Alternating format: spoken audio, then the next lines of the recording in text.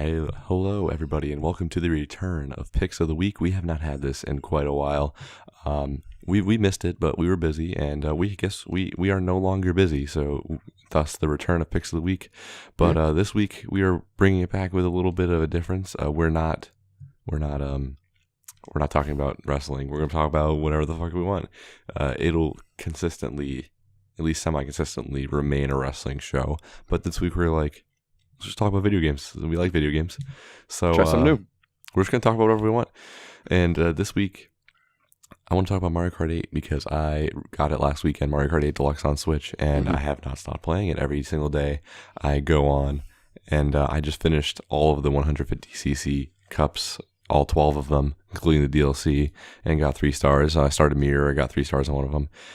I'm really enjoying the game, the battle mode. I had a lot of fun playing it with my friends, with you guys yesterday. It's a really fun game. I know there's not too much more past DLC than what Mario Kart 8 had, but I don't know. There's something, I'm enjoying it more than I enjoyed Mario Kart 8. Like I can't put this game down. I can't stop playing it. And both of like the main AAA games Nintendo has put out so far for the Switch have been fantastic. Like Breath of the Wild has a 97 on Metacritic. Mario Kart 8 Deluxe has a 94 Metacritic. And I'm in agreement with both of those. Those are both fantastic games. And Nintendo, if we're talking about games, there isn't a ton to play outside of, those few. I have Puyo Puyo Tetris, but Mario Kart is definitely filling a void that we needed.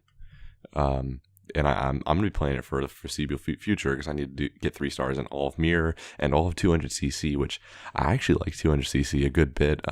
I only did 1 cup of it so far, but it feels like strategic. Like you need to break at certain points.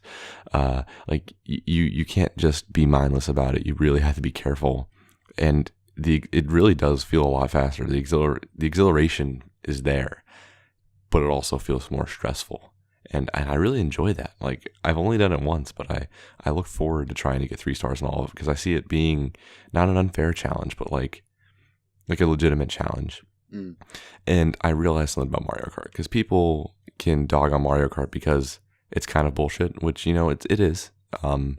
If you're in first for the whole 2 laps and then you get fucked on by a blue shell and then a red shell and then something else in the very end, it's like, well, that sucked. But like, it's coming. If you're in 150cc and you've been in first the whole match, it's coming. So you have to plan around it. It becomes almost like a strategy game. Like you need to have certain items, you need to be in a certain spot, and you need to get yourself into a position where if that does happen, when it will, you need to prepare for it so you can remain in first.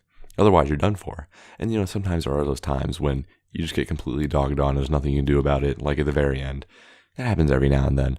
But I just really think it's like a management kind of thing. Like the race will be 3 minutes, like a 3-minute, like exhilarating management of how you are going to get first place. And as far as I can tell, Mario Kart 8 you'll get 3 stars on the cup as long as you get first place in all of them, which I appreciate. And I'm really enjoying it. The battle mode is a lot of fun too, and I've been playing it online. I want to delve into online more because online has tournaments and stuff like that I want to try out because I've only done 13 of the races, like with 12 other people, and I've gotten first place 5 times. So I'm feeling pretty good about that because if I was in a 12-person race 13 times and I got first 5 times, that's not terrible. Yeah, that's pretty good. Yeah, but I'm definitely enjoying the game a lot. The portability of the Switch is something I really appreciate because I would not be playing these games nearly as much if I didn't not have the portability. The concept of the Switch is already a success in my opinion because Breath of the Wild and Mario Kart 8 I have played in an excess amount on portable, even less docked because I just don't have time to be on a TV all the time. Yeah. So I'm out and about and I'm playing Mario Kart and it feels great. And I just, the Switch, not perfect, but definitely, God, I say definitely so much. I watched that Payback review. I say definitely all the fucking time. A lot of definites in Payback. And a lot of definites with the Switch. Yeah, I am a big fan of the Switch, and this summer is looking good. ARMS. It has like Ooh. ironic hype. Like it's not that serious, but Splatoon 2 I'm actually very hyped for. And there's other third-party games that are surprises, like Blaster Master Zero and Puyo Puyo Tetris that I've enjoyed a lot. So, and by the way, I've replayed Shovel Knight on there 3 times in full because it's so enjoyable just being able to play Shovel Knight wherever I want. So basically, Switch, Mario Kart, Zelda, all of it, great stuff. Mm-hmm. Yeah, that's my. Next Switch I see, I'm getting one. Hey, I'll be there with you. I've made this. Find one. I'll call you. if they're like, hey, Best Buy's restocking at 8 a.m. and you're like, oh, I'm at work. I'll be like, no, too bad, I can't go. Too bad I can't go. Yeah. We can go tomorrow. Tomorrow we're doing a Star Wars marathon for all of our fans. We're doing it for our fans. But we can try. If we can call in to a store and they tell us we got a Switch, we're going. Mm-hmm. So you're telling me you have the money for it right now? Yeah. It's a long story, but yes, I basically asked for one for my birthday. Basically. Which games do you plan on getting first? I'm torn. I don't know if for a single player experience, I'd say get Breath of the Wild as someone who owns both of like the big ones. Yeah, actually, no, get 1-2 Switch. No, because now that Mario Kart's out, it's like but like I don't know if I feel like once I get it, it's gonna be like, oh guys, you want to play it with me? And it's like yeah, because like if I go with you guys and then we come back and we're hanging out or whatever, I could be like, oh I could play Zelda right now, but I'd rather like do that whenever I'm sitting in I might get Mario Kart and Zelda. You should do both personally, but if it was one or the other, I'd say Zelda. I think I'm gonna sell a couple games and then I can get Mario Kart. Sell Mario Kart for Wii U. You might. But like I said, you were talking about Mario Kart 8, and I played the Wii U one. I played the DLC too, and like I never 3-starred everything in it, but like Mario Kart 7, I did it for Mario Kart 7. Yeah, for both the games, I feel like I liked them equally. I really liked Mario Kart 8 because of, I think it was just because I think a lot of it was the graphics, to be honest with you, because it was a really good looking game, and it had a lot of the remastered maps from just personally maps that I really liked, and even a couple Mario Kart 7 maps. So I appreciated that. The battle mode sucked. I'm glad they added a new battle mode. The battle mode was fun. Yeah, battle mode is going to be something I think we'll play from time to time, because I don't think you and I and our friends, we don't play Mario Kart that often. Like, we don't just pop out Mario Kart, but I think it might happen more often. I don't know. Yeah, I noticed like when you booted it up too, it was like Mario Kart 7 on the Wii U or 8 on the Wii U takes like 5 minutes to open up. That you just go boom boom. Yeah, with Breath of the Wild takes a little bit longer to load up, but it's a with big cartridges, it's just like it's there and it's on and you're playing it. It's great. Yeah. I'm looking forward to playing it too, and I'm gonna try to 3-star all that stuff. Definitely. You know what I love, like this trend now with games where it's a multiplayer game. It's always been a multiplayer game, but now they're adding single player stuff. Like Mario Kart has the single player what always had the single player circuits, but now they have 200cc mirror. I never actually played 200cc. I think I was done with Mario Kart 8 by the time that came out. But I didn't try it either. Yeah. And Mortal Kombat X is a good example too. Like that, I should say 9, because 9 was the first one to do it. But like that game added story mode, all these different arcade ladders, just stuff like that. I never really played online in Mortal Kombat 9, and I still love it to death. So I love that trend. Yeah, I never played Mortal Kombat Online at all. I literally just beat the story mode and said that's it, and I didn't play it anymore. I didn't delve very deep into that game, I'll be honest. I liked it. Anyways, I have a controversial game for mine. Does it have anything to do with Call of Duty? No, I changed my mind. I'm not going to do Call of Duty anymore. Okay, good. I want to talk about a game called Mass Effect Andromeda. Ooh. Oh yeah. So we're talking about. Probably some of the OK Gamers people are listening to this, right? Oh shit! We should post that on their channel, on their page. So here's the deal, right?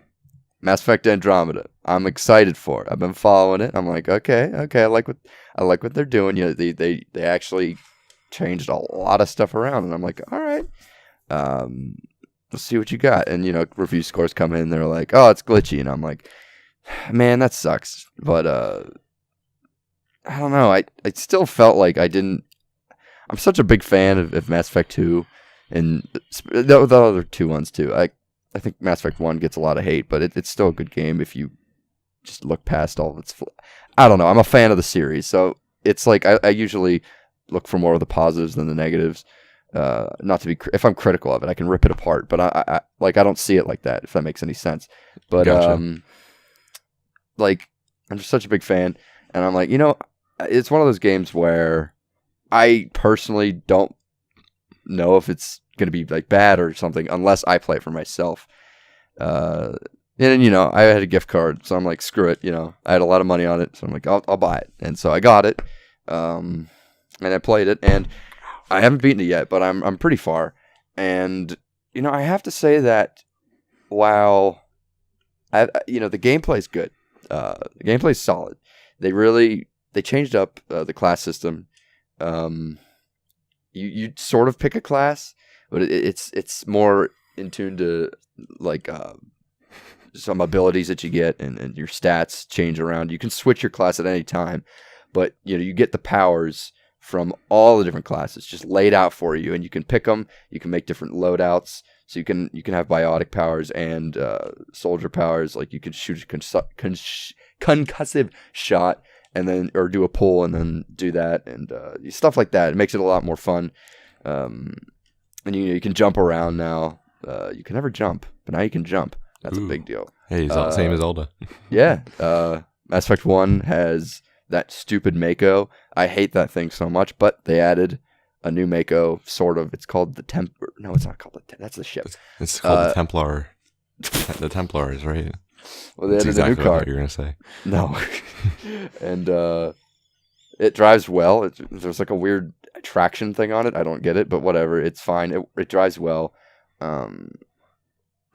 But you know, even some of the main character, it's not Nolan North. The male voice actor is not Nolan North. Yeah, I remember when I told you that, and you literally just couldn't believe me. Like, you didn't believe me. You refused to believe me only because this guy did such a good Nolan North and Nathan Drake that you just didn't believe me.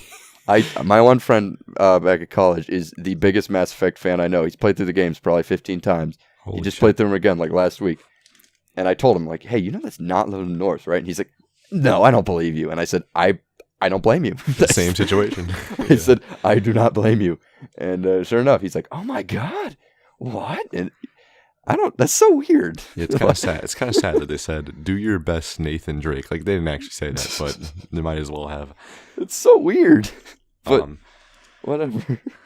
Yeah, I haven't played more than 30 minutes of a Mass Effect game. It was the original Mass Effect. You gifted it to me on Steam because you wanted me to try it out. And I'll be honest, I couldn't get into it, but you did tell me gift that you the second one? I should try the second game. Yeah. You did give me the second one as well, but I have this weird thing. I can't start with the second game. Like that freaks me out. Not unless like I really make a conscious decision to do so, which I may with Mass Effect, but I'm not sure Mass Effect is my kind of game, honestly. Maybe one day you will. I know that sounds weird, but I'm not really into. I know this sounds really weird, but I'm not really into like deep stories where you make decisions on it. I know it sounds like people are like, "What? Why wouldn't you want to be part of the decision?" That's what makes video games like a unique medium. But I don't know. I like just the gameplay sections, and then like I don't really like gameplay sections of cutscenes, like where you make decisions and there's certain paths. Like I can enjoy it. But I'm more of a guy who likes to play than watch. And as far as what I've seen in Mass Effect, there tends to be a lot of conversations, and I don't know. I'm just not very good at paying attention. It's just a flaw in myself, but I'm not sure how much I maybe I'll enjoy it. Is there a lot of good gameplay stuff in Mass Effect? Yeah. Oh, yeah. Okay. What would you say the shining attribute of Mass Effect that makes Mass Effect is? The characters. The characters. Okay. Because everyone always tells me like the storylines, like who you're gonna fuck and stuff like that, ends up being very important. No, That's literally what I've heard, but that's literally 5 minutes. Like, yeah, you build a relationship with someone, but like, it's not like you build the relationship just so you can have the relationship. Like, ideally, you're supposed to separate yourself. You're supposed to sort of like organically do it. That's how they want you to do it. But some people are just like, oh, I'm just gonna, oh, she's hot. I'm gonna hit the romance option every time. Like, I don't know. It's weird. I've never in my life played a video game where you get to decide who you have sex with. Like, I just never played any games like that. Like, except for The Witcher, which I haven't played enough of to even have chosen whether I wanted to fuck. I forget their names. Holy shit. One of them was really hot. And the other one was a redhead. Well, the thing is, like, my favorite character in Mass Effect is Garrus. And you don't even, if you play as a female, you can romance it. But like, other than that, he's literally like he's amazing. He's a badass and he's awesome. And, like, none of that has anything to do with that. I don't know. People are dumb sometimes. Yeah, but what I've seen of Andromeda, sometimes glitchy games, unfinished games can be forgiven only if, like, your overall experience of the game is still good, because you can still have a good game be glitchy. Skyrim is a mess. Skyrim can be a mess. Yeah.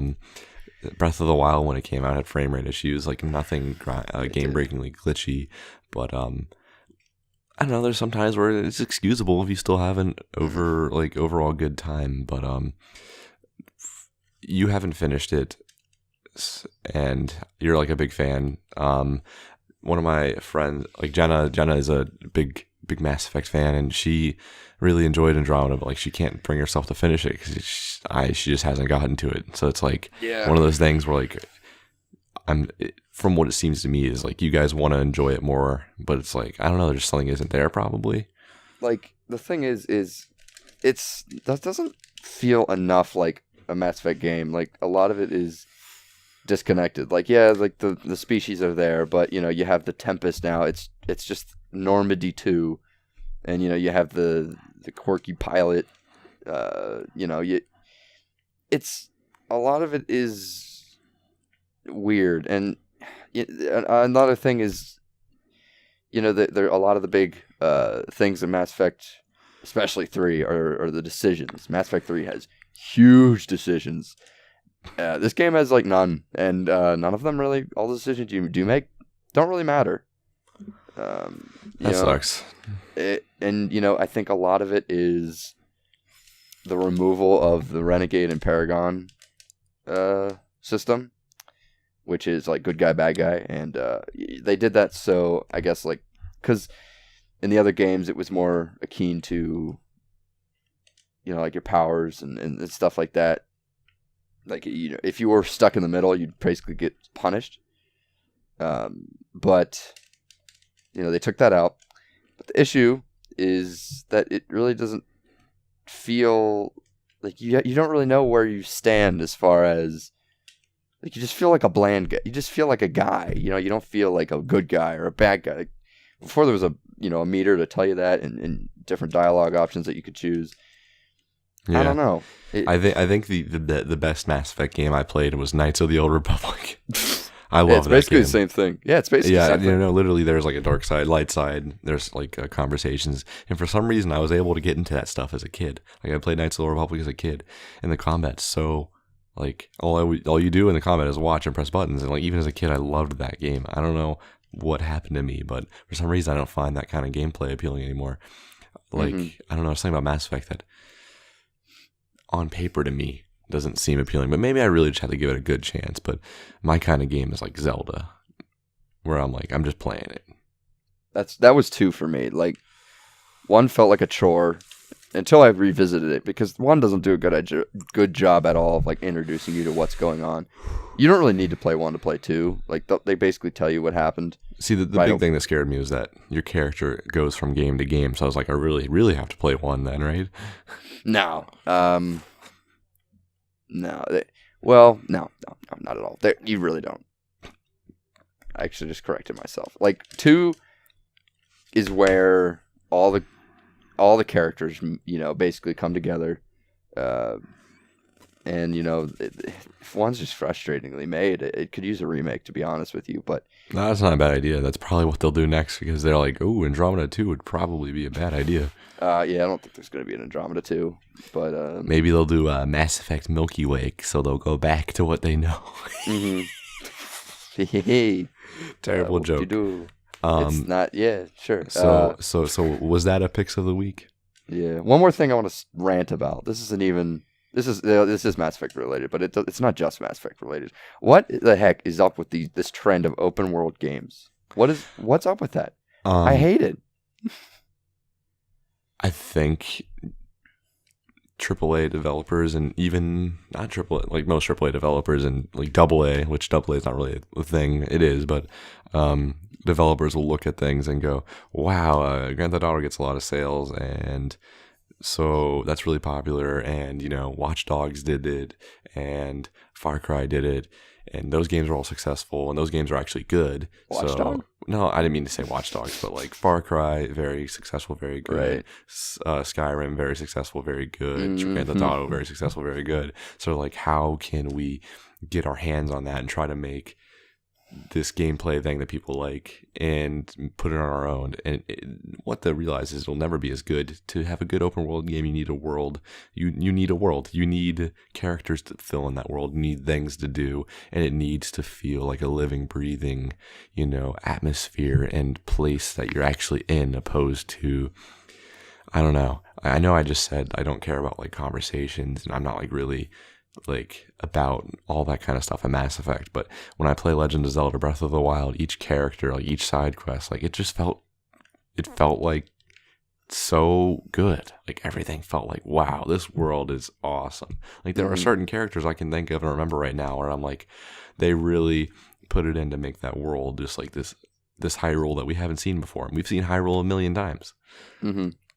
I think, not to cut you off real quick here, but I think that what it's there for is padding is what it is. Like, if a game like Zelda or GTA or Skyrim, like they're open world because they know, okay, we're going to be open world from the ground up.